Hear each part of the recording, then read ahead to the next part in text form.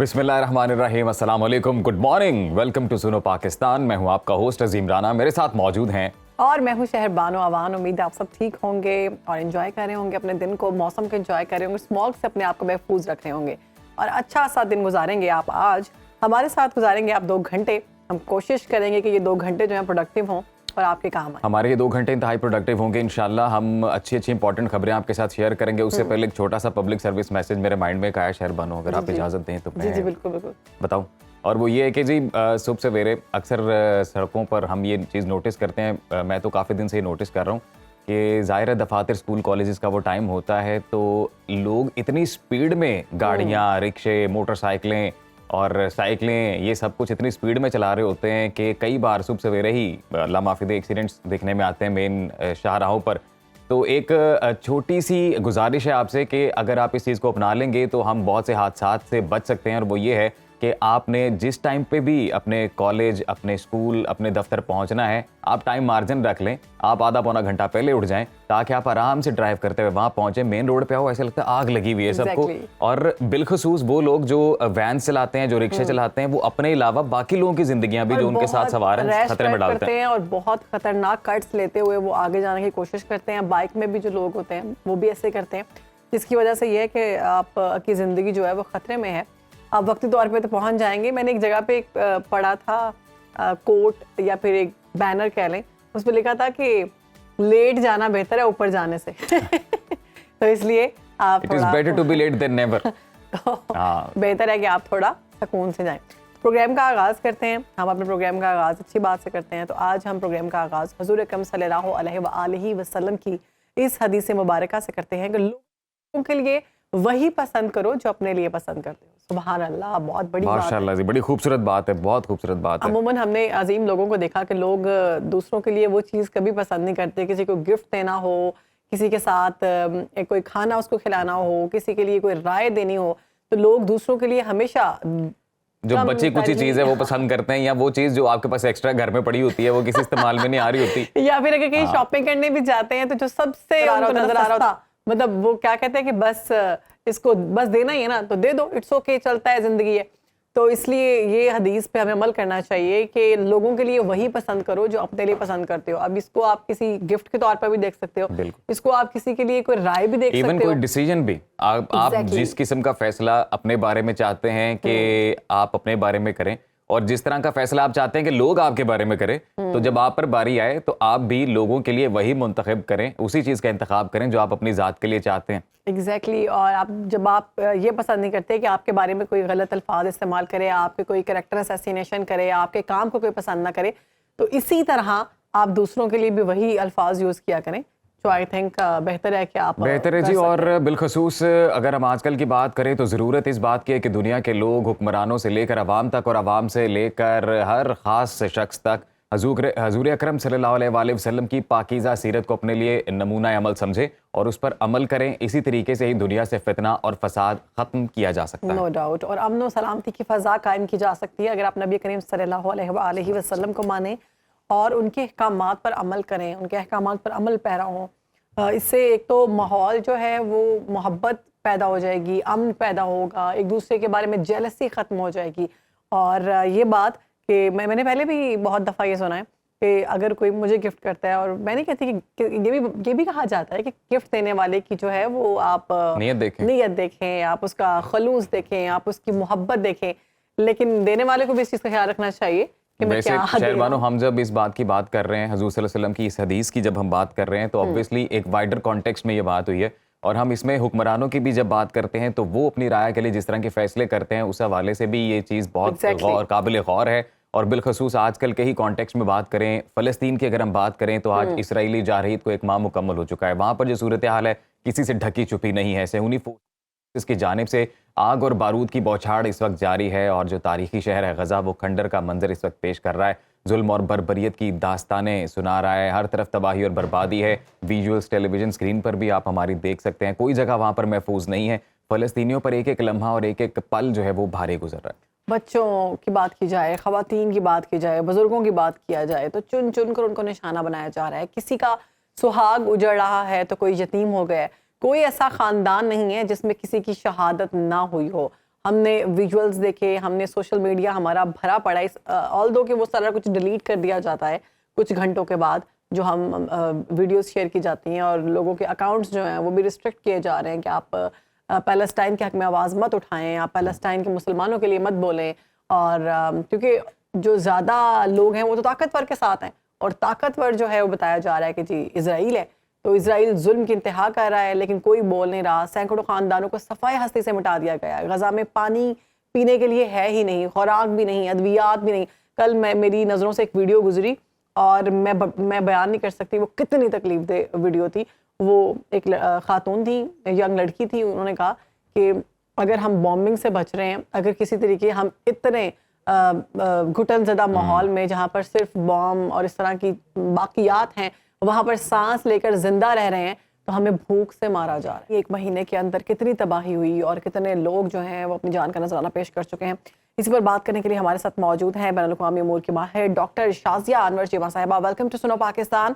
Doctor साहिबा, एक माह से इसराइली बर्बरियत का सिलसिला जारी है। अहले गजा पर आग और बारूद की बौछार की जा रही है, मगर अक़वाम मुत्तहिदा और आलमी तंजीमों की अगर बात की जाए तो वो बिल्कुल चुप हैं और बेबस दिखाई दे रही हैं। क्या आप दुनिया में जिसकी लाठी उसकी भैंस का ही कानून चलेगा? कोई किसी के लिए आवाज नहीं उठाएगा? हमारे लिए एक बड़ी पुरुम्मीद बात ये है कि हैसियत इंसान हम पावर कॉरिडोर की जो पॉलिसीज होती हैं उसको एक्सेप्ट नहीं करते हैं। यूरोप और अमेरिका में भी आप देखें कि मुल्कों की स्टेट्स की डिफरेंट पॉलिसीज हैं, लेकिन आम बंदा जो है वो सड़कों पे निकल आया है। अभी आप अपनी रिपोर्ट बता रहे थे, अपने इंट्रो में भी बता रहे थे कि किस तरह से वहाँ पे जो भी फुटेज है, जो विजुअल्स हैं, वो बाहर निकलते हैं तो उनकी किस तरह से स्क्रूटनी की जाती है, ये वैसे उनको पहुंचने से पहले ही गायब कर दिया जाता है। अभी वहाँ पे क्या हो रहा है वो 50% भी हमारे पास नहीं पहुंच रहा, क्योंकि वहाँ पे इंटरनेट ही बंद है। वहाँ पे सहाफी जो है वो परेशान है कि हम खबर बाहर नहीं पहुंचा सकते हैं, इंटरनेट जो है वो कंप्लीट ब्लैकआउट चल रहा है। इसके बावजूद आप यकीन नहीं करेंगे कि यहाँ यूरोप में भी डिपेंड नहीं करता है कि मजहब क्या है, आपका फिरका क्या है, आपकी रंग और नस्ल क्या है, लोग सड़कों पे निकले हैं और लोग ये कह रहे हैं कि हम आपका ये नैरेटिव बाय करने के लिए तैयार नहीं है कि इस जंग में इसराइल जो है वो एक टेररिस्ट आउटफिट के साथ अपने बॉर्डर सिक्योरिटी या सॉवरेनिटी के लिए लड़ रहा है। ये नैरेटिव हम खरीदने के लिए तैयार नहीं है, ये इनके अपने लोग कह रहे हैं। और आपने देखा होगा कि सिलसिला स्टार्ट हुआ तो अमेरिका की टोन भी डिफरेंट थी, इसराइल की भी डिफरेंट थी। अब कल की बात ये है कि CIA चीफ जो है वो इस वक्त इसराइल में है और बात कर रहे हैं और पूरे खित्ते में और अपने काउंटर पार्ट से मिलेंगे, और अब बात करने की बात तक नौबत आ गई है।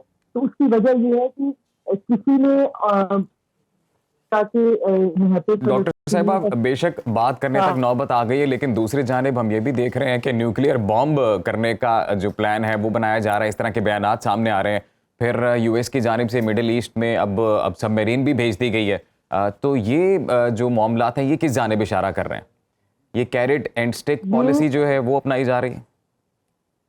आप बिल्कुल ठीक कह रहे हैं। ये वॉर स्ट्रेटेजी, इसको पावर टैक्टिक्स भी आप कह सकते हैं, क्योंकि जो न्यूक्लियर वॉरहेड सबमरीन है वो तो हिजबुल्लाह और ईरान को डायरेक्ट इंडिकेशन देने के लिए है, क्योंकि अभी तक दो ही लोगों ने खुल के ये कहा है कि हम ग्राउंड पे बूट भेजने के लिए तैयार हैं। बाकी सब तो हमारी मॉरल सपोर्ट ही है। हम अभी तक तो वहां पे जाकर उनके लिए कुछ नहीं कर पा रहे।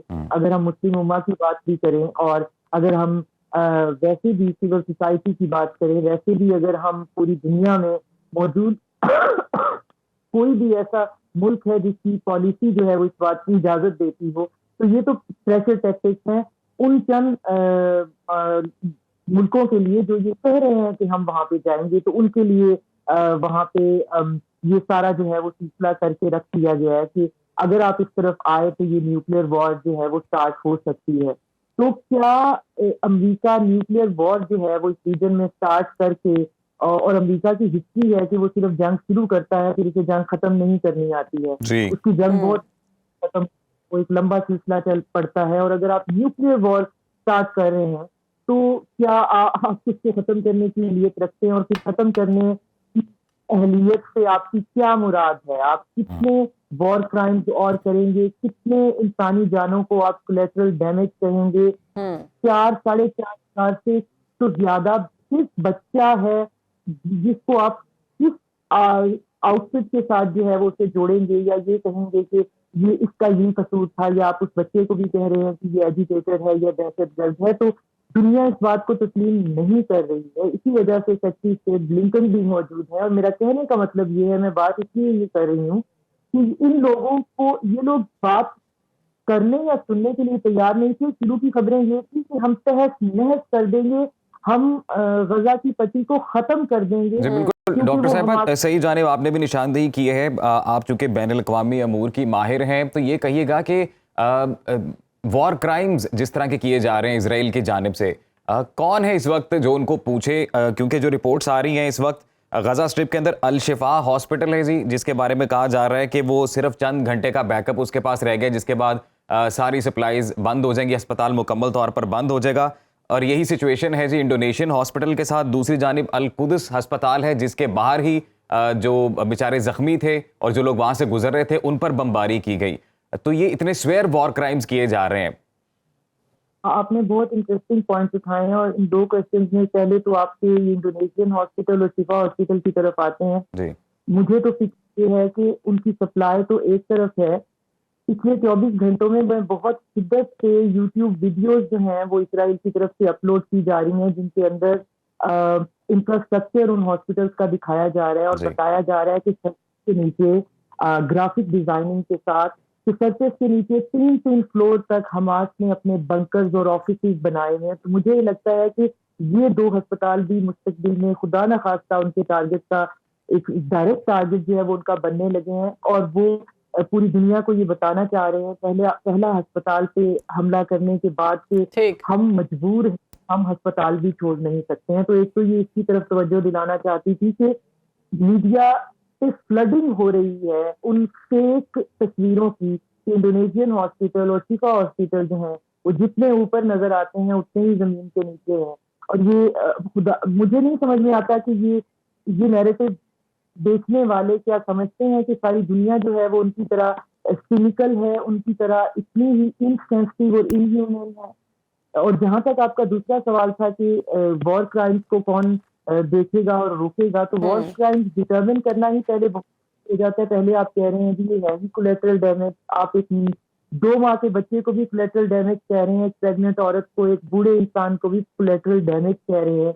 और आपको पता है कि गजा की पट्टी जिसको अब आपने नॉर्थ गजा और साउथ गजा में डिवाइड कर दिया है, आई डोंट नो एडमिनिस्ट्रेटिव किया है, अटैक के पर्पज के लिए किया, ये भी इंतहाई बर्बरियत का निशाना बनाया जा रहा है। 1 माह हो गया है, अभी तक किसी की जानिब से कोई खातिर खा इकदाम होते हुए दिखाई नहीं दे रहे। हम सिर्फ पहले देख रहे थे कि मुस्लिम उम्मा और दीगर जो मुल्क हैं उनकी जानिब से मुज़ाम्मतें की जा रही थी, मुतालिबात किए जा रहे थे। अब हम देख रहे हैं कि वो भी खामोशी इख्तियार कर चुके हैं। बहुत शुक्रिया डॉक्टर साहिबा, आपने हमें वक्त दिया और अपने दायरे में हमें बारे में किया और अपने ख्यालात का इजहार किया इस सारे मामले पर।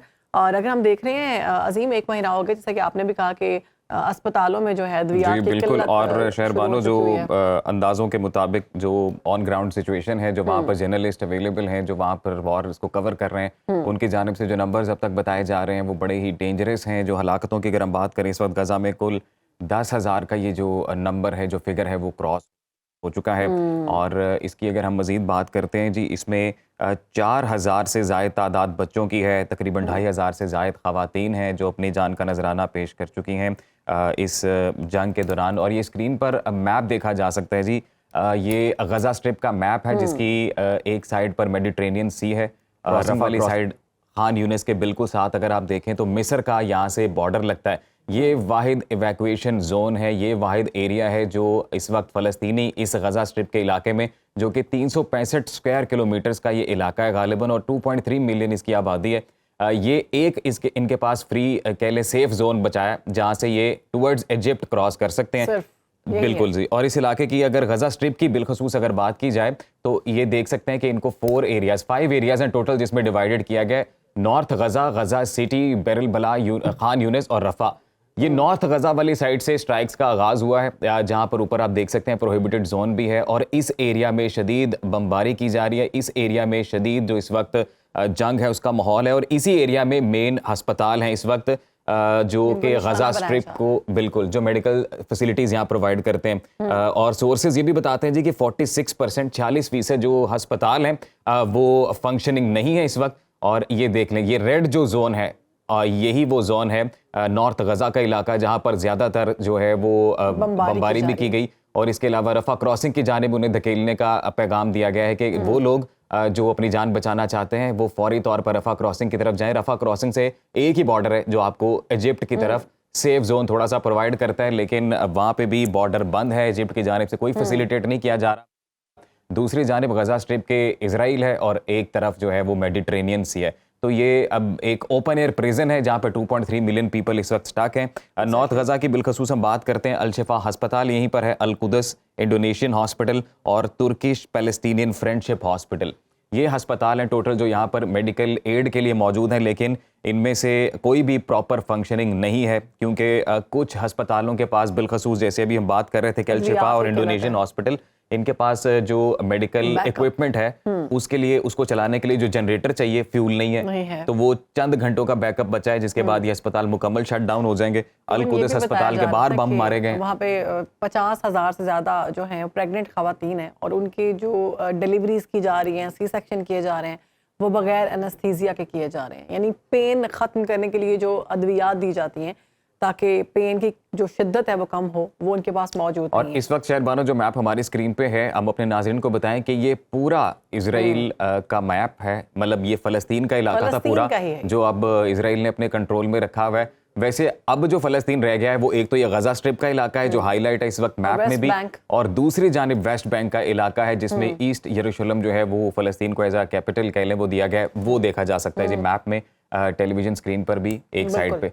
और बाकी बॉर्डर कंट्रीज़ की बात करते हैं तो इजिप्ट है, जॉर्डन है, सीरिया है, ये ममालिक हैं जिनके इमीडिएट बॉर्डर्स जो हैं वो इस वक्त फ़लस्तीन के साथ लगते हैं। शदीद बमबारी की जा रही है, यही वो एरिया है जो हम सारे विजुअल्स देख रहे हैं जहां पर इजराइली बिल्कुल, और यहाँ पे जानिब से बमबारी की जा रही है। और बमबारी इसलिए की जा रही है क्योंकि हमास जो है वो सिर्फ इस इलाके को कंट्रोल करती है। बिल्कुल, हमास जो है 2006 में गालिबन जो इंतखाबात हुए थे, फतेह पार्टी जो बड़ी पार्टी थी फ़लस्तीन की, उसको इलेक्शन हराने के बाद हमास का जो कंट्रोल है वो गजा स्ट्रिप पे आया और जो वेस्ट बैंक का इलाका है वहाँ पर फतेह पार्टी ही है और हमास जितना भी खाना, अद्वियात या जो भी चीज़ें पहुंचाई जाती हैं वो वेस्ट बैंक वाली साइड से पहुंचती थी गजा स्ट्रिप पर और उसको बंद कर दिया गया है। अब तो वहाँ पर भी मारकुटाई और लड़ाई का सिलसिला शुरू हो चुका है। वहाँ पर भी लगभग 1400 हलाकतें इस वक्त वेस्ट बैंक की बात कर रहे हैं, वहाँ पर भी हो चुकी हैं। ज्यादातर हलाकतें जो है वो गजा मिलाकर 10,000 है और वेस्ट बैंक जो इससे पहले महफूज था, अब 1400 जो है हलाकतें वहाँ जी बिल्कुल 1400 से ज्यादा हलाकतें वेस्ट बैंक में और 10,000 से ज्यादा हलाकतें अब तक और 24,000 से ज्यादा इस वक्त जख्मियों की सिचुएशन है। और तो हमारी अमेरिकी सदर जो हैं जो बाइडन, उनका इसराइली वज़ीर आज़म से टेलीफोनिक राबता हुआ है और वो आपस में गुफ्तगू कर रहे हैं। अब देखना ये होगा कि इस गुफ्तगू का नतीजा क्या निकलता है, क्योंकि अमेरिका की जानिब से तो दोहरा मयार डबल गेम खेली जा रही है। एक तरफ वो इसराइल को फंडिंग कर रहा है, दूसरी तरफ वो ये कोशिश कर रहा है अरब मुल्कों से मिलकर कि मैं तो सीज़ फायर की तरफ जा रहा हूँ, मैं तो जंग बंदी की तरफ जा रहा हूँ। तो दुआ करते हैं कि फ़लस्तीनियों को अल्लाह अपनी हिफाजत में रखे और आसानियाँ पैदा करे पूरी दुनिया के मुसलमानों के लिए। अभी वक्त ब्रेक का, ब्रेक के बाद हाजिर होंगे, आपने कहीं जाना नहीं, देखते रहिए सुनो पाकिस्तान।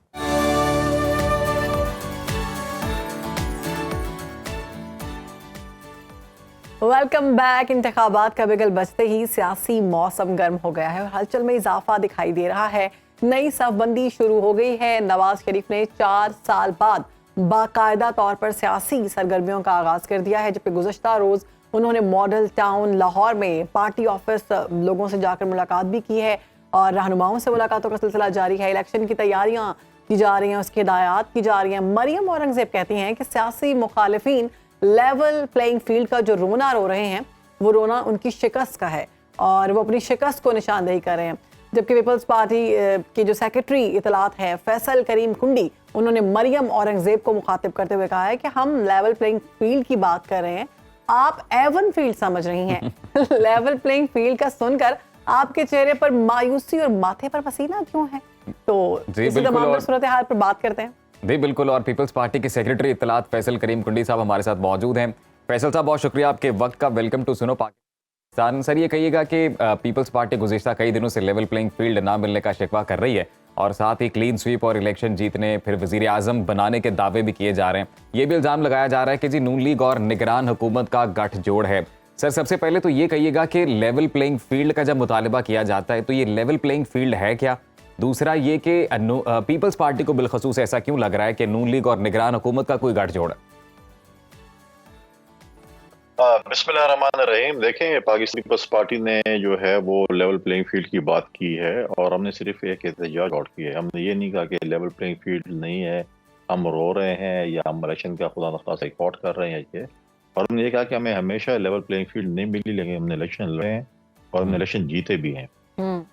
निगरान हुकूमत का स्पेसिफिकली हमें इस चीज़ पे कुछ उनके एक्शंस जो है वो बोलते हैं। आप मुझे बताएं, जब नवाज शरीफ साहब लंदन से रवाना हुए, उनको हाई कमीशन ने सी ऑफ किया, या जब वो लाहौर पहुंचे उनको पंजाब हुकूमत के सरबराहान ने जो ब्यूरोक्रेसी उन्होंने रिसीव किया, मरी में भी रिसीव किया, हमें इससे कोई एतराज़ नहीं है। हम कहते हैं ठीक है, एक साबिक वज़ीर आज़म के साथ ये हुआ। क्या साबिक वज़ीर आज़म में खान अब्बासी साहब भी आते हैं, शहबाज शरीफ साहब भी आते हैं, चौधरी शुजात साहब भी आते हैं, गिलानी साहब भी आते हैं, राजा परेश्वर साहब भी आते हैं?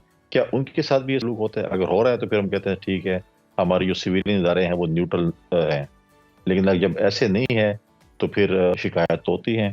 फिर हमारे दोस्त जो हैं पंजाब से हैं, उनको भी शिकायत हैं एडमिनिस्ट्रेशन के हवाले से, क्या कि ट्रांसफर पोस्टिंग जो है PMLN के दोस्तों के कहने पे हो रही हैं। फिर आपने जलसे में देखा लाहौर में जिस तरीके से लाहौर के लोग नहीं निकले, लेकिन जिस तरह गाड़ियां भर भर के और उसमें सरकारी वसाइल इस्तेमाल किए गए थे। अगर वाकई लाहौर का जलसा इतना कामयाब था और PML समझती है कि बहुत से लोग इनके लिए आए थे और वो खुद आए थे, तो वहाँ पर वो इलेक्शन का मुतालबा क्यों नहीं करते? अब वो समझते हैं कि वो क्लीन स्वीप कर रहे हैं और चलो हम रो रहे हैं और वो क्लीन स्वीप कर रहे हैं, तो इलेक्शन का मुतालबा तो PML ने अभी तक नहीं किया। अगर इतने लोग आए थे तो कह देते कि जी फिल फॉर इलेक्शन कराएं, ताकि जो अवाम आई है इसको हम कन्वर्ट करें वोटों में और बक्से हमारे भर लेंगे अवाम। उनको पता है कि अवाम को तो जबरदस्ती लाया गया है, लेकिन बक्से जो है हम नहीं भर सकते हैं। लिहाजा इसलिए कभी भी उन्होंने मुतालबा नहीं किया कि फ्री एंड फेयर इलेक्शन हो। कुंडी साहब, मेरा सवाल ये है कि आप, क्योंकि पीपल्स पार्टी की जानिब से बड़ी अच्छी बात है, इलेक्शंस की बात की जा रही है, आवाज़ उठाई जा रही है और साथ लेवल प्लेइंग फील्ड की बात की जा रही है। पिछले 16 महीने जो गुजरे PDM के साथ, क्या तब लेवल प्लेइंग फील्ड थी? तब तो किसी की जानिब से कोई आवाज़ नहीं उठाई गई। दूसरा, आसिफ अली जरदारी और नवाज शरीफ के दरमियान राबतों की बाज़गश्त सुनाई दे रही है। ऐसा लग रहा है कि दोनों रहनुमा मिलकर मुल्क की जो हालात हैं और मईशत को बेहतर करेंगे, मुश्किलात से निकालेंगे। क्या लगता है दोबारा से दोनों जमातों का इत्तेफाक होगा? देखिए, हमने कभी ये नहीं कहा कि हम किसी के साथ बातचीत नहीं करते, हम किसी के साथ डायलॉग्स नहीं करते। हमने कभी ऐसी बातें की ही नहीं। देखिए, पॉलिटिक्स में डायलॉग्स भी होते हैं, बातचीत भी होती है, बैठते भी हैं, इत्तेहाद बनते भी हैं, टूटते भी हैं। जहाँ तक 16 महीने की बात की आपने लेवल प्लेइंग फील्ड की, देखिए 16 महीने में कोई इलेक्शंस नहीं थे। अगर इलेक्शंस होते तो फिर हम बात करते हैं। जहाँ तक आपने PML से पहले सवाल किया था, देखें हमारे दौर में 16 महीने में इलेक्शन हुए। हमें जो टारगेट दिया गया था पाकिस्तान पीपल्स पार्टी को, इत्तेहादी जमातों ने, हमने वो अचीव किया। हमने कराची की सीट भी जीती, हमने मुल्तान की सीट भी जीती। लेकिन जो टारगेट हमने PMLN को दिया था वो रिजल्ट उसका कोई जो है बहुत बुरा था। 20 सीटें थी तकरीबन और मेजॉरिटी सीटें वो हार गए थे अपनी हुकूमत में ही। तो मरकज में भी थी, सूबे में भी थी, लेकिन वो हार गए थे। पंजाब और मेजॉरिटी तो पंजाब की थी। बात यह कि देखें, हमने 16 महीने में इलेक्शंस नहीं थे, कोई लेवल प्लेइंग फील्ड की उस वक्त बात नहीं। इलेक्शंस के दौरान लेवल प्लेइंग फील्ड होती है। जहाँ तक बातचीत है, देखिए कल तो एक खबरें बहुत से चैनल में चल रही थी कि मियाँ साहब की और जरदारी साहब की बातचीत हुई। कल कोई बातचीत उनकी नहीं हुई है। जहाँ तक इत्तेहाद, हमने RD भी बनाई थी, ARD भी बनी थी, PDM भी बनी थी। अब नए इलेक्शन, नए इत्तेहाद बनेंगे, नई चीजें होंगी।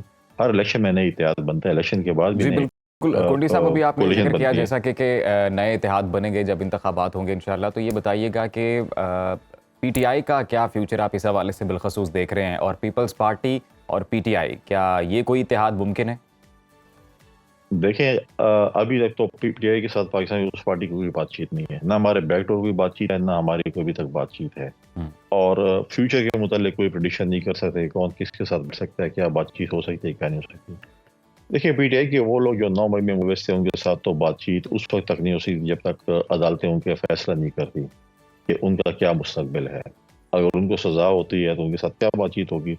जो PTI जिसको इलेक्शन कमीशन इजाज़त देती है कि वो इलेक्शन लड़ सकते हैं, और गुड PTI कह सकते हैं एक अल्फाज में, एक शॉर्टकट अल्फाज में कहें, और जब वो इलेक्शन हटते हैं तो फिर उसके बाद पीटीआई की उस वक्त की लीडरशिप जो लीड कर रहा होगा और पीपल्स पार्टी की लीडरशिप, अगर उनको कोई ऐसा नजर आता है कि हमारा कोई इतिहाद हो सकता है, माजी में भी हमारा इतिहाद आप देखें चेयरमैन सेनेट और डिप्टी चेयरमैन सेनेट में हमारा हुआ था।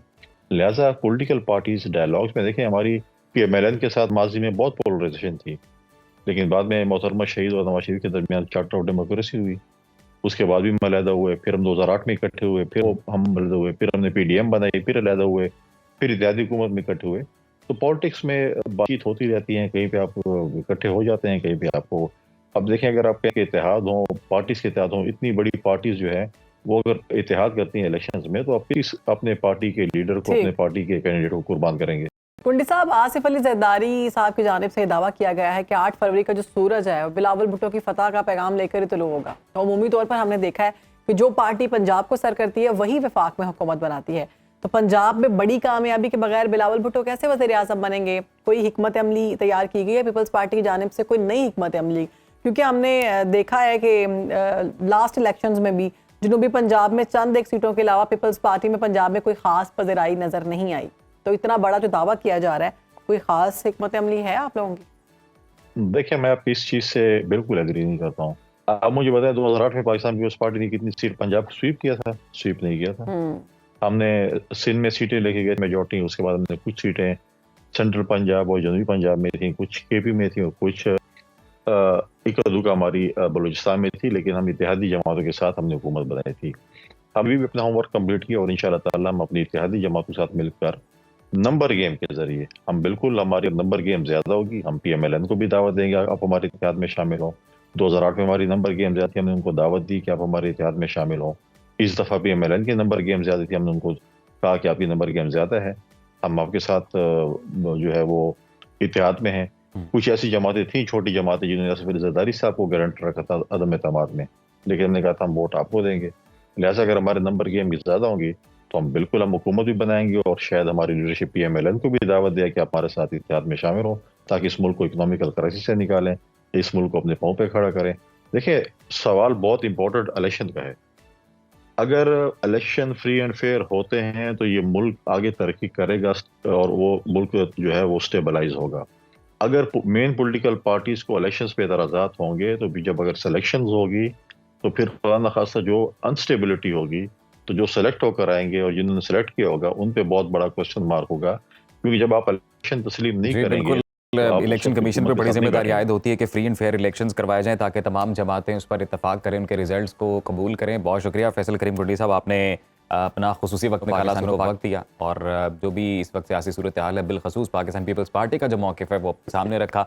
यहाँ हम शामिल करेंगे ब्रेक। शेरबानो देखते रहिए सुनो पाकिस्तान।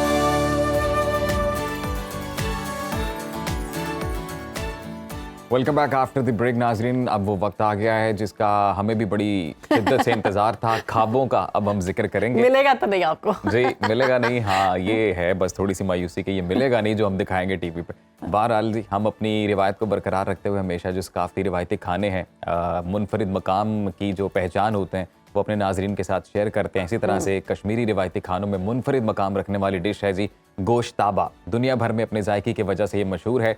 और गोश्ताबा कैसे तैयार होता है, उसमें कौन कौन से लवाजमात शामिल होते हैं, ये देख लें हम लोग। वकास काज़मी ने इस पर रिपोर्ट तैयार की है, वो देख लेते हैं।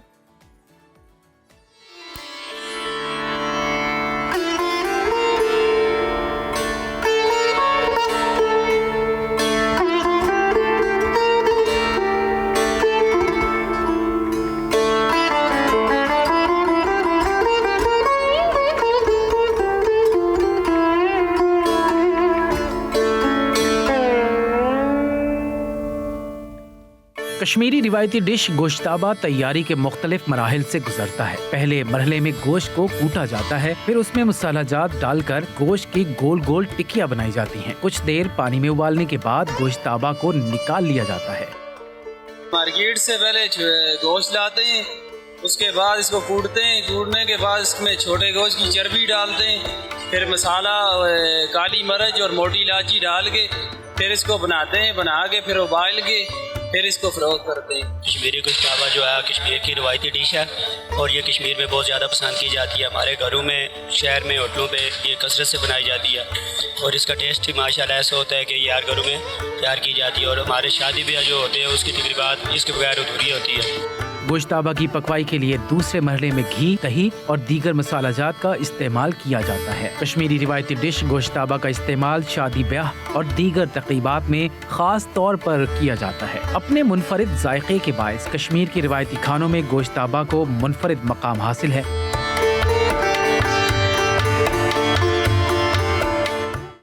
वाह वाह वाह वाह, बहुत मज़े का था। मुझे जो गोश्ताबा लग रहा था बड़ा टेस्टी लग रहा था, क्योंकि मैं देख रही थी खाने वाले जो हैं वो मुंह में उंगलियां डालकर खा रहे थे।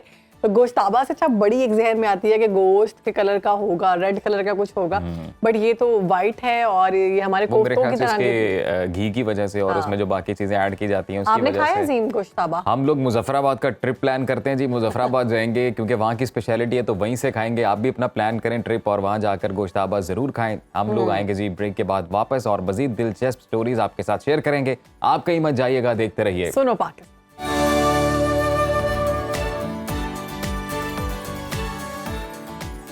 Welcome back. हम लोगों ने साइड चेंज कर लिया है, तो आप समझते होंगे कि हम जब भी यहाँ पर आते हैं हम बात करते हैं टैलेंट की, हम बात करते हैं कल्चर की। तो आज क्यों ना अजीम बात हो जाए कल्चर की। कल्चर की बात करें तो वैसे तो पाकिस्तान में आपको बहुत कल्चरल डाइवर्सिटी माशाल्लाह से मिलेगी। आप ट्रैवल करते जाएं, प्रोविंसेस वाइज भी आप ट्रैवल करें तो वहाँ पर आपको जिस सूबे में आप जाएंगे वहाँ की मुनासिबत से आपको वहाँ का कल्चरल क्या कहते हैं फोक स्टोरीज मिलेंगी, खाने मिलेंगे, लिबास मिलेंगे, मेहमान नवाजी के अंदाज मिलेंगे, बातचीत के नए नए लहजे मिलेंगे। तो आज हम बात कर रहे हैं जी झंग शहर की बिलखसूस, क्योंकि शहरनामा ये हमारा बड़ा खास सेगमेंट है और काशा गुल जो है वो ट्रैवल करती रहती हैं और फिर वो बड़ी बड़ी दिलचस्प जगहों पे जाके वहाँ की जो नेटिव स्पेशलिटी है, जो वहाँ का लोकल कल्चर है, वहाँ की जो फोक स्टोरीज हैं उनको डिस्कवर करती हैं। तो झंग का जब हम जिक्र करते हैं तो बड़ा ही अहम, बड़ा ही सकाफती शहर भी है। हाँ, और वहाँ पर ढोलचियों से मुलाकात किया काशा ने। अच्छा। और वो ढोलची कोई आम ढोलची नहीं है, लाइक हम बहुत से ढोल बजाने वालों को देखते हैं। इसको कवर करने का मकसद ये है कि बड़ा डिफरेंट सा जो नाम उसको दिया गया है वो है थाली वाला ढोल। वैसे ईस्ट बैंक जो है ऑफ रिवर चिनाब, वहाँ पर ये सिटी वाकई झंग, और यहाँ पर हीर रांझा का जो टॉम है वो भी बड़ा फेमस है। वहाँ का झूमर बड़ा फेमस है और भी बड़ी बड़ी अहम शख्सियात हैं जो झंग शहर की काफी मशहूर हैं। तो उकाशा गुल फिल वक्त हमें ढोलचियों से मिलवा रही हैं। जी हाँ, ढोलचियों से मिलवा रही हैं और उन ढोलचियों का ढोल बजाने का जो अंदाज है अजीम, वो बड़ा मुनफरिद है। मुझे लगता है आप अपनी शादी में भी ना उनको बुलवाने तो अभी देख लेते हैं। आपको सकाफत का एक बड़ा खूबसूरत रंग दिखाने वाली हूँ। मेरे साथ कुछ ढोल नवाज मौजूद हैं जो शेख फैसल और शेख सकलैन के नाम से हैं। सबसे पहले तो हम देखते हैं इनकी परफॉर्मेंस, फिर उससे बात करेंगे कि आखिर ये सब है क्या और कैसे शुरू किया। जी असफरडीना कूड़ा दे हदीना, असफरडीना कूड़ा दे हदीना, ठगी करंदे हिक बार ना, असता यारा दे यार ना, असता यारा दे यार ना, असता यारा दे यार ना, असता यारा दे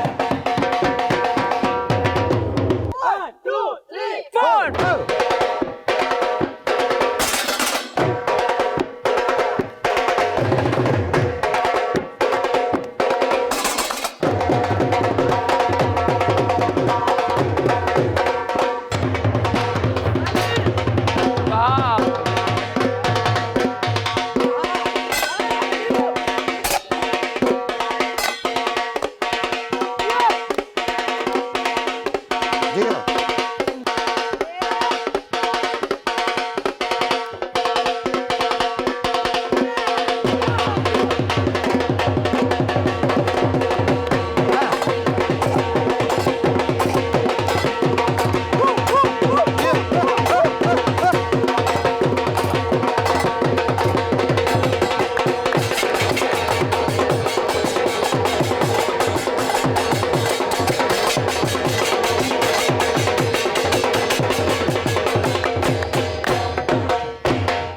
अरे भाई वाह वाह वाह वाह, मतलब हमारे पंजाब की सकाफत, ढोल और इतने छोटे छोटे ढोल नवाज, मतलब वो कहते हैं ना छोटा पैकेट बड़ा धमाका।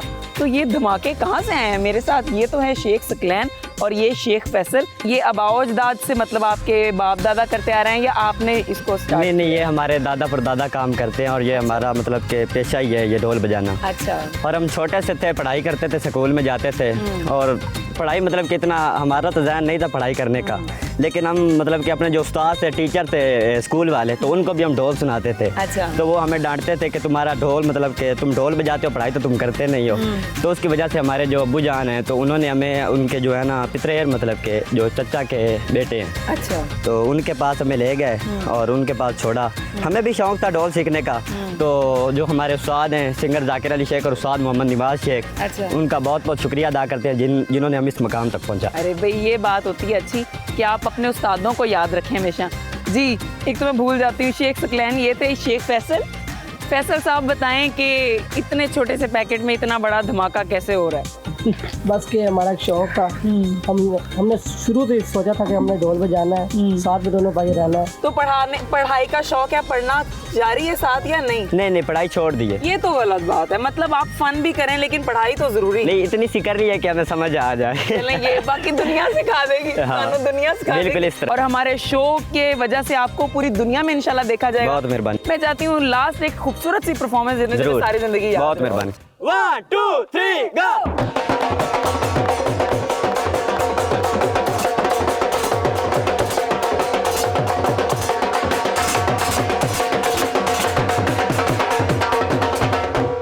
Yasu Panju Har Kabu।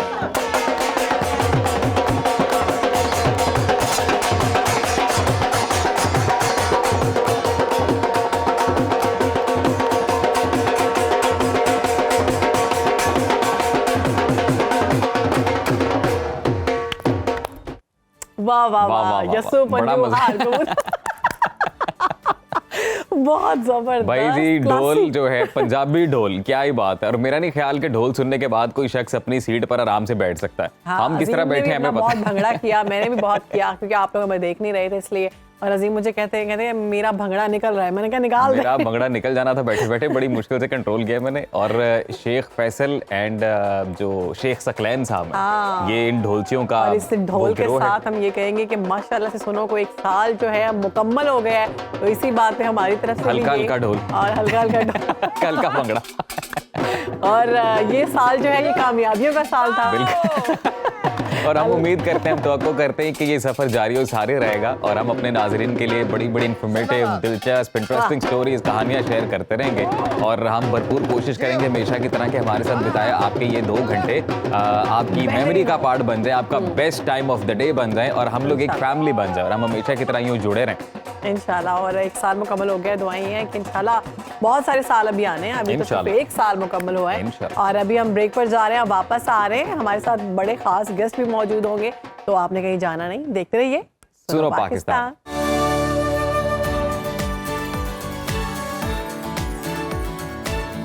Welcome back after the break. बड़ा इंपॉर्टेंट और बड़ा ही ज़रूरी सेगमेंट हमारा आ चुका है। आज पाकिस्तान समेत दुनिया भर में शीरखार बच्चों के तहफ़्फ़ुज़ का दिन मनाया जा रहा है और इस दिन को मनाने का जो मकसद है वो बच्चों के तहफ़्फ़ुज़, फ़रोग़ और नशोनुमा के बारे में बेदारी पैदा करना और उनको मौत के मुंह में जाने से बचाना है। हमारे बड़े ही 2 ख़ुसूसी मेहमान हमारे साथ मौजूद हैं, उनसे भी बात करेंगे। हमारे साथ मौजूद हैं child specialist, nutritionist doctor Zainab Gondal साहिबा और डॉक्टर फातिमा रहमान साहिबा। वेलकम टू सुनो पाकिस्तान। Thank you.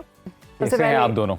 बिल्कुल ठीक। ठीक है फातिमा, सबसे पहले मेरा आपसे सवाल ये है कि हम देखते हैं नौमौलूद बच्चों की डेथ के हवाले से बहुत ज़्यादा अमवात होती है, जो मेन कॉज है वो क्या है? देखिए, उसमें सबसे पहले तो उसमें मेन कॉज जो है ना, देयर एक्चुअली मल्टीपल। कुछ ऐसी चीज़ें हैं जो दौरान हमल ही वालदा फेस कर रही होती हैं। तो हमारी एंटीनेटल केयर भी इतनी अच्छी नहीं है। फिर उसके बाद दौरान पैदाइश बहुत सारी ऐसी चीज़ें होती हैं, जैसे कि घर में पैदा होना जिसके अंदर आपने सफाई का ख्याल नहीं रखा, हाइजीन का ख्याल नहीं रखा, आपने ये नहीं देखा कि ट्रेंड पर्सन है जो बर्थ अटेंड कर रहा है या नहीं कर रहा, उसको कोई ट्रेनिंग मिली हुई है या नहीं मिली हुई है। देन उसके बाद बच्चे के पैदाइश के बाद का जो मरहला है उसमें जब आपने कॉर्ड कट की है तो आपने क्या इंस्ट्रूमेंट्स क्लीन थे जिससे आपने कॉर्ड कट की है या नहीं की है, इससे भी फर्क पड़ता है। यस, ये सब चीज़ें जो है ना, ये क्योंकि जब एक बेबी पैदा होता है तो दे आर वेरी वल्नरेबल, उनका इम्यून सिस्टम इतना स्ट्रांग नहीं होता, उनकी हर चीज़ they are going to learn for the first time in their lives. तो उस टाइम पे they need lots of care and protection. तो ये सब चीज़ें हैं। एंड देन इसके बाद भी बहुत सारे फैक्टर्स हैं जो बच्चों की अमवात का बनते हैं बायस, जैसा कि कुछ मैंने बहुत सारी माओं को सुना है चाय पिला दी बच्चों को पैदा होने के फ़ौरन बाद। जी जी, ठीक है। फिर आपने ये दूध नहीं पी रहा था तो हमने गाय का दूध जो है उसके अंदर सौंफ डाल दी या उसके अंदर कुछ खाने वाली चीज़ डाल दी और वो पिला दी। माँ का दूध ना देना, मतलब माँ का दूध is the best nutrition a newborn baby can get. It's the best thing ever that can happen to a baby. लेकिन वो ना देना बहुत सारी वजूहात की वजह से, family pressures and what not, तो उससे बच्चे को जो है वो ना देना, उससे उसको न्यूट्रिशन भी नहीं मिलेगी और उससे उसको क़ुव्वत मुदाफ़अत भी नहीं मिलेगी। बट मदर्स को फीड नहीं आती, वो इस चीज़ में बहुत परेशान होती हैं, तो उसके लिए क्या करना चाहिए? जी, उसके लिए जो है ना देयर आर हेल्पर्स, मतलब ट्रेन पर्सनल होते हैं जो आपको बताते हैं, गाइड करते हैं कि how can we improve the breast milk supply. ऐसा नहीं होता कि किसी माँ को दूध ना आए, अच्छा, that would be like may be 1 in a million जिनको जेन्युइनली मसले होंगे। सो व्हाट हैपेंस इज कि आपने जो चीज़ करनी होती है, आपने ये करना होता है कि आपने मदर को इनकरेज करना होता है कि लैच करे। अब ऑल ओवर द वर्ल्ड जैसे ही बच्चा पैदा होता है तो सबसे पहला काम ये किया जाता है, स्किन टू स्किन किया जाता है माँ के साथ बच्चे को। लेकिन पाकिस्तान में ऐसा नहीं, पाकिस्तान में ऐसा नहीं होता। आप हॉस्पिटल में डिलीवर होते हैं, उसको नर्सरी में ले जाते हैं, थोड़ी देर तक आपको देते हैं। माँ को भी बहुत अरसे बाद, कोई 2-3 घंटे बाद मिलता है। आई वर्कड इन आयरलैंड और वहाँ पे ये होता था कि इवन सिजेरियन सेक्शन हुआ है एक मदर का तो भी स्किन टू स्किन होता ही है। ठीक है, तो that creates the first bond between a mother and the child. Doctor Fatima, ये आपने बड़ी अच्छी बात बताई है। डॉक्टर ज़ैनब, आप ये बताइएगा कि ऐसी कौन सी बीमारियां हैं जो ज़्यादा कह लें जानलेवा साबित होती हैं, ज़्यादा ख़तरनाक साबित होती हैं न्यूबॉर्न बेबीज़ की? न्यूबॉर्न बेबीज़ में सबसे पहले तो जैसे यही बात की जा रही है कि उनको बहुत ज़्यादा एक्स्ट्रा चीज़ें हम इंट्रोड्यूस कराना शुरू कर देते हैं। कम से कम पहले 5 से 6 महीने बच्चे को सिवाय माँ के दूध के या फॉर्मूला मिल्क के कोई तीसरी चीज़ जो है वो इंट्रोड्यूस नहीं करानी चाहिए। लेकिन हम क्या करते हैं, खजूर भी दे रहे होते हैं गुट्टी के तौर पे, शहद भी दे रहे होते हैं, तो बहुत और खजूर भी मैंने देखा है कि फिर उसको देने के जो तरीके हैं वो बहुत गलत हैं। जैसे आप देखते हैं कि एक बच्चा है, वो वूम में सबसे ज्यादा सिक्योर्ड प्लेस थी वो, जहाँ पे था जहाँ पे कोई जर्म्स नहीं थे, कोई जो है वो अटैक नहीं था किसी भी चीज़ का। एकदम से जब आप उसको दुनिया में लेकर आए हैं तो लाते ही सबसे पहला तो एक तो ये कि वो स्किन टू स्किन नहीं हो रहा। दूसरा, हमारे यहाँ जो हॉस्पिटल्स में रिवाज है कि इतने सारे लोगों का जमा हो जाना, जर्म्स उसको लगाना और डिफरेंट हाथों में बच्चे का जाना, किस करना, साफ हाथों से उसको टच ना करना, और फिर उसके बाद उस बच्चे को ऐसे इन्वायरमेंट में ले जाना जहाँ पे वो बेचारा मुश्किल फील कर रहा और हमें वो चीज़ें रियलाइज़ भी नहीं हो रही होती। फिर उसके ऊपर से ऐसी चीज़ों का इंट्रोडक्शन जैसे शहद हो गया, खजूर हो गई, फिर उसको अपने मुंह में चबा कर उस बच्चे को दिया जाना। फिर आपके मुंह में इतने सालों के जो जर्म्स और वो चीज़ें इकट्ठी हुई हैं, वो आप एक न्यू बॉर्न को एग्जैक्टली ऐसे ही करा रहे हो इंट्रोड्यूस। फिर उसके बाद हम देखते हैं कि 4-5 मंथ्स में या 6 मंथ्स तक बहुत सारे बच्चों को डायरियल इन्फेक्शंस, ये चीज़ें अगर कॉज हो रही होती हैं या बहुत सारी, अच्छा फिर डायरियल इन्फेक्शंस हुए हैं तो उसमें उनकी हाइड्रेशन का ख्याल ना रख पाना। I have seen so many people के जो माएँ हैं वो बच्चों को इसलिए भी जो है वो ORS या पानी आफ्टर 6 मंथ्स भी नहीं दे रही होती, क्योंकि उनको लग रहा होता है कि नहीं जी नहीं, दूध तो पी रहा है तो बिल्कुल ठीक है, अभी इसका डायरिया ठीक हो जाएगा, बिल्कुल ठीक हो जाएगा। ये दैट्स नॉट पॉसिबल। आपको उसको एक प्रॉपर मेडिकेशन और एक प्रॉपर वे के साथ लेके चलने की जरूरत है। तो हम पहले doctor Fatima, since you been in Ireland, आप जैसे अभी बता रही थी, तो ये जो प्रैक्टिसेस अभी ज़ैनब भी जिन चीज़ों का जिक्र कर रही हैं, ये तमाम प्रैक्टिसेस पाकिस्तान में हैं, मतलब जो बच्चे के लिए खतरनाक साबित हो रही हैं, और या ऑल ओवर द वर्ल्ड जो माएँ हैं वो उनका ऑल ओवर द वर्ल्ड, जहाँ एशियंस है वहाँ ये सब। बट द थिंग इज कि जी, एक मैं आपको ये बता दूं कि sucrose is basically a sugar formulated, हमारे पास नर्सरीज में यूजुअली होते हैं। जब भी हमने कोई प्रोसीजर करना होता है न्यू बॉर्न्स के ऊपर, तो we give them sucrose which is basically sugar water. ठीक है, तो वो सुन्नत भी है कि जो गुट्टी वाली चीज़ थी, और उसके अंदर यही था कि सिर्फ कुछ मीठा टच किया हुआ था टू सूद द चाइल्ड जो न्यू बॉर्न बेबी है। तो उसको उसी तरीके से अगर हम फॉलो करें, और जिस तरह शहद है ना, शहद से नहीं, बिकॉज शहद 1 ईयर से पहले बच्चों को आपने नहीं देना होता, बिकॉज उसके अंदर एक स्पेसिफिक बैक्टीरिया होता है जो बच्चों के साथ रिएक्ट कर सकता है, तो इसलिए वो आपने अवॉइड करना होता है। इसके अलावा जो लीडिंग कॉज ऑफ डेथ है इन चिल्ड्रन अंडर 5 या अंडर 1, जिस तरह हम लोग कह रहे हैं, इट इज़ डायरिया, निमोनिया। तो अब डायरिया के लिए भी वैक्सीनेशन मौजूद है, रोटा वायरस वैक्सीन जो गवर्नमेंट फ्री ऑफ कॉस्ट लगा रही है, एंड निमोनिया से बचाव के लिए भी वैक्सीनेशन मौजूद है हमारे EPI स्केड्यूल में। So it's very important to vaccinate your children as well.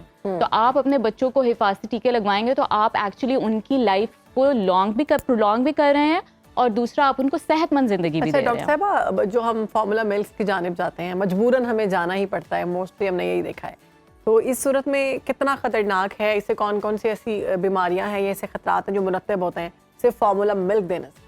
अच्छा, फार्मूला मिल्क का ये है कि देखिए अब ऑल ओवर द वर्ल्ड ये एडवोकेसी कैंपेन्स चल रही हैं, हर जगह, पाकिस्तान में भी है कि ब्रेस्ट फीडिंग को प्रमोट किया जाए। जी हाँ। वो इसलिए क्योंकि देखें, सबसे पहले जो आपका एक क्वेश्चन था कि माँ का दूध नहीं आता, जो शुरू में माँ का दूध फौरन फर्स्ट डे होता है, उसको हम क्लोस्ट्रम कहते हैं, येलो कलर का होता है और बहुत थोड़ी सी मिकदार में होता है। लेकिन एक बच्चे को, जो नौ मौलूद बच्चा है, उसको 5 to 10 ml मिल्क ही चाहिए है। ठीक है, and 5 to 10 ml is just 2 tablespoons।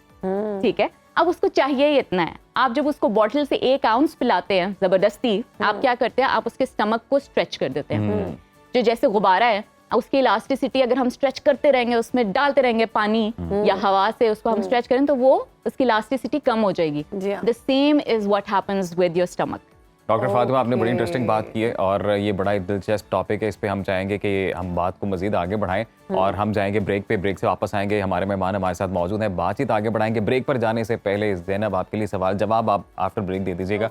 और वो ये है कि बेसिकली जब हम नौमौलूद बच्चों की बात कर रहे हैं, जो इमोर्टैलिटी रेट है उसको नीचे लेकर आएँ, और ऐसे जो भी मामला है उनको कंट्रोल करने के लिए बात करते हैं, तो अब खुद जो मदर हैं उनकी हेल्थ कितनी अच्छी होनी चाहिए, और उनके लिए कौन कौन से अनासर ज़रूरी हैं? आफ्टर ब्रेक जरूर आप कहीं मत जाइएगा, हम ब्रेक के बाद वापस आते थे। देखते रहिए सुनो पाकिस्तान।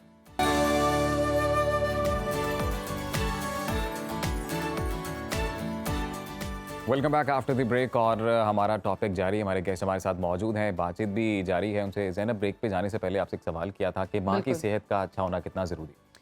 अगर हम ये समझें कि आपने बच्चे को जो बनाना है वो आप उसकी माँ को खिलाना शुरू कर दें, तो आपका जो बच्चा है वो नेचुरली हेल्दी होगा, क्योंकि जो उसमें डिसेबिलिटीज़ या जो उसमें डेफिशिएंसीज बाय बर्थ होंगी, हम उसको बर्थ डिफेक्ट्स भी अक्सर कह रहे होते हैं, क्यों बाय बर्थ जो प्रॉब्लम्स बच्चे में डेवलप हो जाएंगी, बन जाएंगी, वो थ्रू आउट लाइफ उसको सफ़र करेगा। और इसलिए बेटर है कि आप माँ की न्यूट्रिशन अच्छी कर दें ताकि बच्चे की न्यूट्रिशन ऑटोमेटिकली अच्छी हो जाए। और पूरे पाकिस्तान में जो है ना 38% खवातीन जो है ना, दे आर आयरन डेफिशिएंट। ठीक है, और इसका नुकसान जो है वो बच्चे के ऊपर ये होता है, अगर स्पेशली फॉलिक एसिड डेफिशिएंसी है तो इन बर्थ डिफेक्ट्स हो सकते हैं, बच्चे के मतलब स्पाइन और ब्रेन बनने में मसला हो सकता है। और अगर आपकी आयरन डेफिशिएंसी है तो it is related with cognitive delay, मतलब कि बच्चे जो हैं वो इंटेलिजेंट नहीं होंगे आपके, अगर माँ आयरन डेफिशिएंट है। अब आप सोच लें लिंक कैसे बन रहा है कि आपका बच्चा इंटेलिजेंट नहीं होगा क्योंकि माँ में आयरन डेफिशिएंसी थी ड्यूरिंग प्रेगनेंसी, और फिर हम बच्चे से लड़ रहे होंगे, पढ़ता नहीं। हाँ, पढ़ता नहीं। अच्छा, हमें जो हमारे जो बच्चे हैं, हमें स्टार्ट में कौन कौन सी ऐसी चीज़ें हैं जो हमें करनी ही करनी है? यानी पेरेंट्स जो है वो इस चीज़ को नेग्लेक्ट कर रहे हैं, वो इसको दूसरी साइड पर लेकर जा रहे हैं, वो इतना ख्याल नहीं रख रहे। दूसरा, कोलिक चाइल्ड के बारे में मैंने आपसे पूछना था। बहुत ज़्यादा बच्चे हम देख रहे हैं कि वो बहुत 6 मंथ से पहले बहुत कॉलिक होते हैं, दूध देते ही वो रोना शुरू कर देते हैं, पूरी पूरी रात रोते रहते हैं, उसका क्या इलाज? जी, आई एम सो ग्लैड आपने ये क्वेश्चन पूछा। बेसिकली जो शुरू के सारा चीज़ है ना, इसको अब यूनिसेफ और WHO ने कहा it's early child development. Early child, ठीक है, early child development starts from the time of conception, जब आपने कंसीव किया है बेबी को, उससे लेके फर्स्ट 1000 डेज, मतलब आपके तब से लेके 2 years ऑफ लाइफ तक।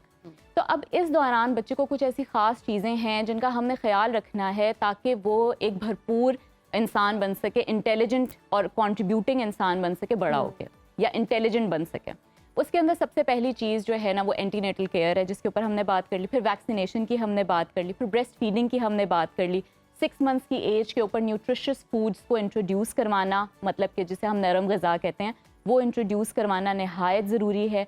फिर उसके बाद जो है वो आप आ जाइए हैंड हाइजीन, ठीक है, वाटर एंड सैनिटेशन। साफ़ पानी पिलाना बच्चों को 6 महीने के बाद, और हाथ धुले हुए हैं उसका ख्याल रखना। जब बच्चे क्रॉल करना शुरू करते हैं तो वो जगह जगह हाथ लगा रहे होते हैं, उन्हीं हाथों से फिर वो खाना शुरू कर देते हैं। सूदर भी देते हैं, वो सूदर कहीं भी गिर रहा है वो फिर उठा के वापस मुंह में चला गया। तो इस सब चीज़ के लिए हमने हाइजीन का ख्याल रखना है। हाथ धुलवाने की आदत बच्चों को as early on as possible, मतलब 6-7 माह का बच्चा जब आप उसको खिलाने लगे उसके हाथ धुलवाइए, ठीक है।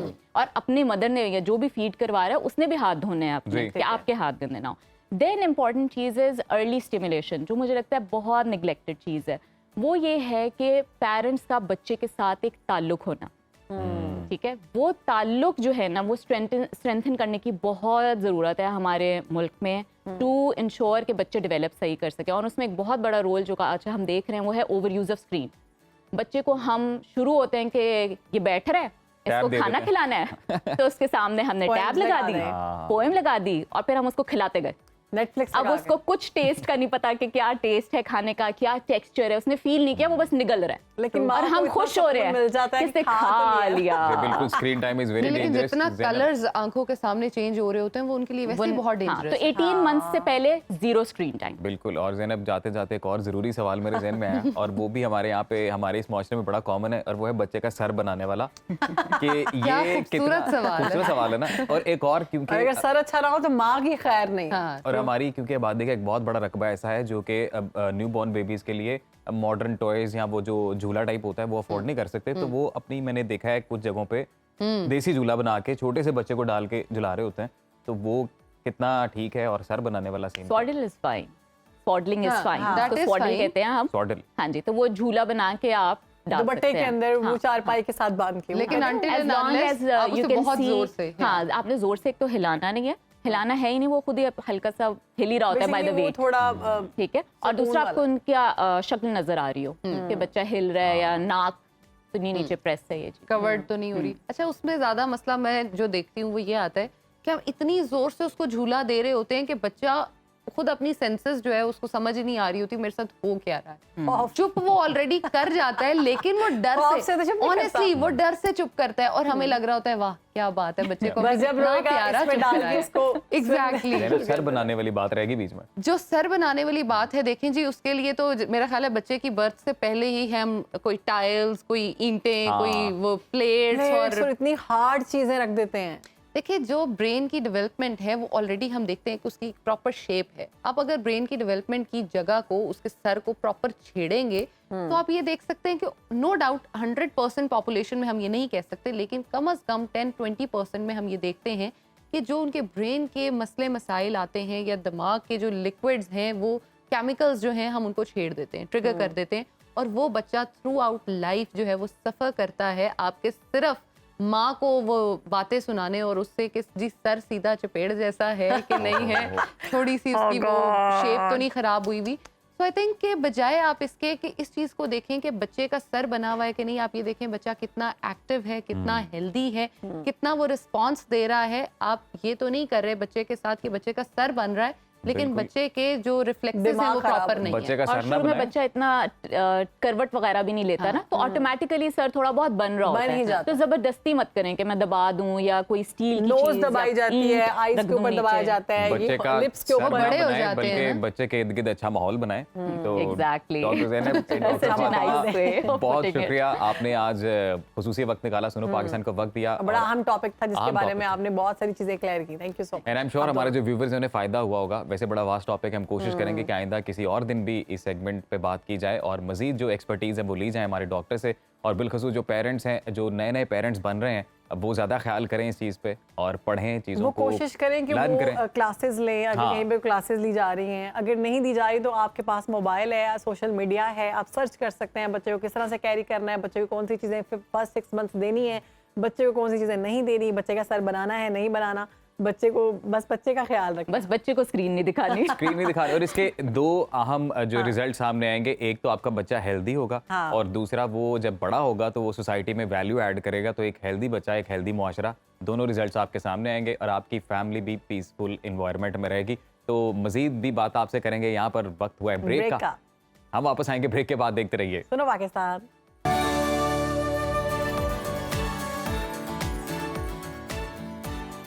Welcome back. अब हम बात करेंगे उर्दू और पंजाबी दोनों ज़बानों के मारूफ शायर असलम कौलसरी की, जिनकी आज 7वीं बरसी मनाई जा रही है। बहुत खूबसूरत अशार लिखे इन्होंने। तो जी असलम कौलसरी की बरसी से मुतल्लिक एक सुनो पाकिस्तान की जानिब से ट्रिब्यूट उनकी खिदमत में और एक मुख्तसर मगर जामे रिपोर्ट हमने उनके लिए तैयार की। और हम तो तकरीबन रोज़ाना की बुनियाद पर ही जो भी हमारे लेजेंड्स हैं अदब से बिलखसूस इनका ताल्लुक़ है, कोशिश ये करते हैं कि उनकी जो खिदमात हैं उर्दू अदब को लेकर बिलखसूस उनका जिक्र करें और उनको ट्रिब्यूट दें। तो अब प्रोग्राम चूँकि हमारा इख्तितामी मरहले में दाखिल हो चुका है, तो जाते जाते हम लोग ये चाहते हैं कि अपने नाज़रीन के साथ कोई अच्छी बात इख्तिताम पर भी शेयर की जाए। और आज की अच्छी बात जो हमने मौजू सेलेक्ट किया है वो है जी तकब्बुर। तो तकब्बुर के बारे में ये समझना बहुत ज़रूरी है कि जो तकब्बुर है वो कमज़ोरी की तकब्बुर की अलामत है।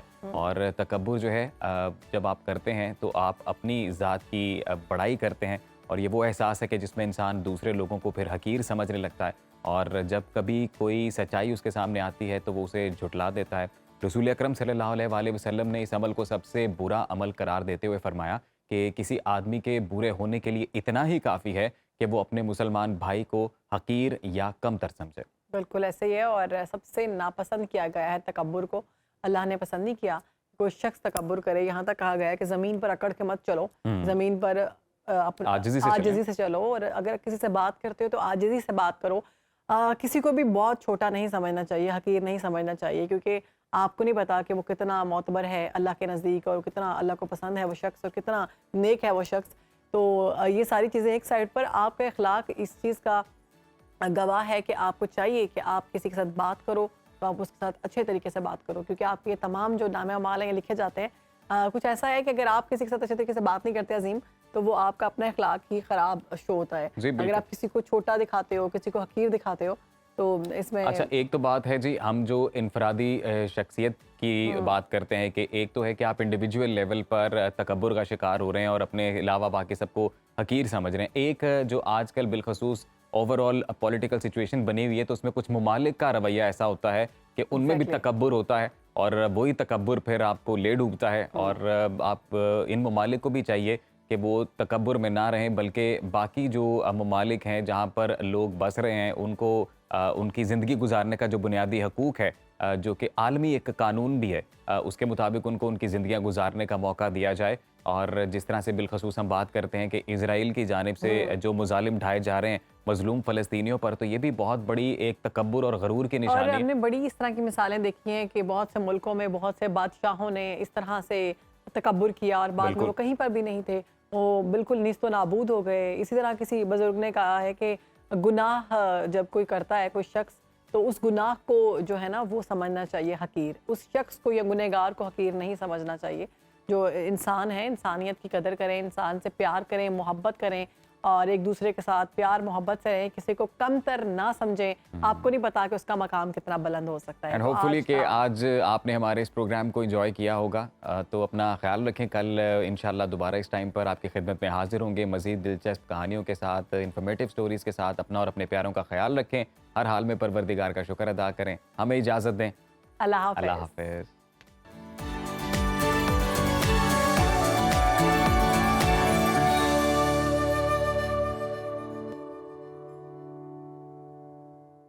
आप कहीं भी हों, वक्त कोई भी हो, बाखबर रहिए दुनिया के हालात व वाक़यात से। अभी सब्सक्राइब कीजिए सुनो न्यूज़ के YouTube चैनल को और क्लिक करें बेल आइकन को, ताकि आप हमेशा बाखबर रह सकें।